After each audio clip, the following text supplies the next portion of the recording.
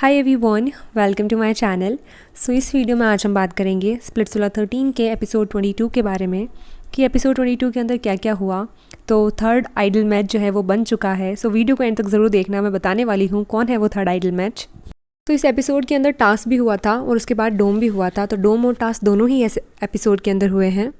सो task जो है वो 4 कपल परफॉर्म करने वाले थे। वो थे निक्की, सैम, सपना, ध्रुव, पलक, शिवम, ट्रेवोन और आरुषि। सो इन 4 कपल ने टास्क परफॉर्म किया था और रणविजय सर ने पहले ही बोल दिया था जो कपल इस टास्क को परफॉर्म नहीं करेगा और जो कपल इस टास्क को हारेगा वो अनसेफ है, भले ही वो गोल्ड विला से हो या फिर सिल्वर विला से। इसके बाद जो है 2 कपल जो है इस टास्क के विनर रहे थे, वो थे सपना, ध्रुव, पलक और शिवम।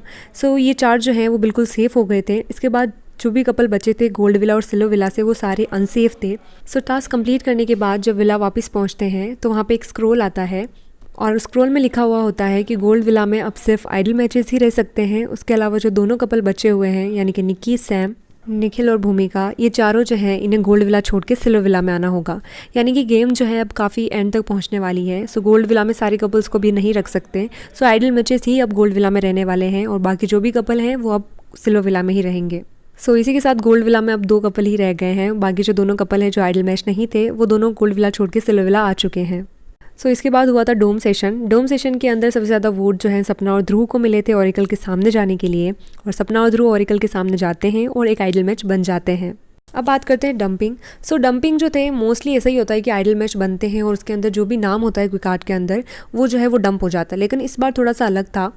जय और अदिति के पास जो है वो पावर आई थी डंपिंग की, और इससे पहले जो है कैट और केविन को पावर मिली थी कि वो एक कंटेस्टेंट को अनसेफ से सेव कर सकते हैं।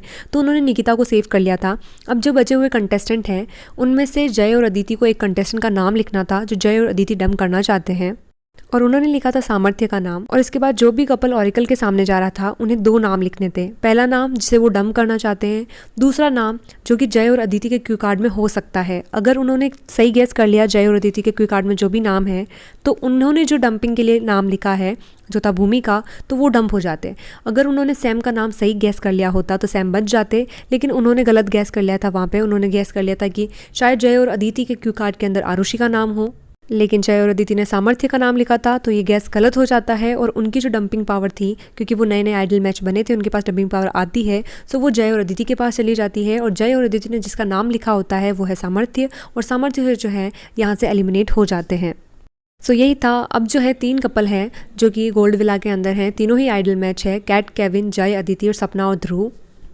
बाकी सारे कपल जो हैं वो अब सिल्वर विला के अंदर हैं, यानी कि अब जो आइडल मैच बनेंगे वो ही गोल्ड विला के अंदर जाएंगे और बाकी सारे कपल अब सिल्वर विला में ही रहेंगे।